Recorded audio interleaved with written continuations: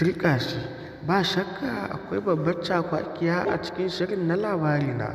Bayan gama shari'ar Sumayya, a lokacin da kotu ta wanke Sumayya daga zargin da ake mata, sai gashi mun ga inda Firisdo shi da Sumayya suna tattauna wata magana mai muhimmanci a tsakaninsu.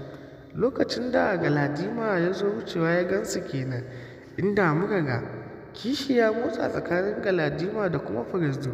Firisdo lokacin yana magana da Sumayya kan cewa, Sumayya ina tambaye ki faɗa min gaskiya mana, ke ce kika yi wannan aikin da Allah Sumayya?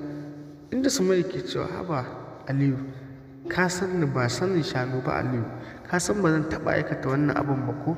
Don haka ma idan an ce ni na aikata Aliyu, yanzu Allah ya riga ya fitar da ni. Shi kuma gaba gaddama bai san abin da ake yi ba, inda ya zo ya gansu sai nan take gan shi ya ɓaci. Kuma alhalin fara gaddama ya saki Sumayya saki ɗaya. To dai har yanzu dai mai saurare, abin da za ku gane cewa gaba gaddama fa har yanzu yana son Sumayya, kawai ya sake ta ne sakamakon umarnin yayansa da saurare. Ku ƙara gyara zama tsaf domin jin cikakken abin da ke faruwa a cikin shirin na Labarina. Kawai ku dai ku danna subscribe sannan ku taɓa mana alamar ƙararrawa. Hakan ne zai ba mu goyon bayan kawo su muhimman rahotannin abubuwan da ke faruwa a shafukan sada zumunta da ma shirin Labarina baki ɗaya. Kwatsam bayan an gama wannan sai gashi Abba ya wuce wajen mahaifiyar Sumayya don faɗa mata abin da ke faruwa.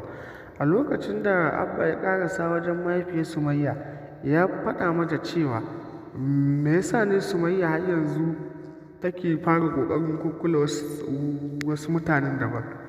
Inda a nan take mahaifiyar Sumayya sai ta bayyana mai cewa, Abba ina mai baka haƙurin kan cewa Sumayya ba za ta taɓa komawa gidanka ba.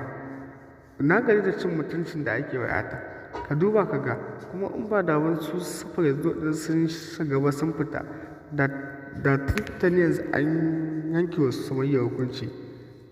A nan dai mahaifiyar Sumayya sai ta ƙara kata baki take cewa, Abba, a ta sanadiyar ka akan Sumayya ta kashe uwarka Samsiya, har sa ka ka rabu da matar nan taka, kuma ka rabu da ita ne kawai domin a yanke mata hukunci. Amma kuma Sufures ne masu santa na gaskiya, soyayya asali. Don haka yanzu kawai Abba a ƙara wa Sumayya biyun nan ka rabu da ita. Wannan dai hankalin gaba gaddama ya matuƙar tashi akan yadda ya ji mahaifiyar Sumayya na wannan maganganun. To mai saurari, kada ku shafa da jin labari, ku ƙara gyara zama.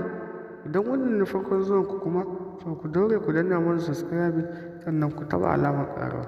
Hakan ne zai ba mu goyon bayan da na kawo su muhimman rahotannin da zo muku a nan gaba.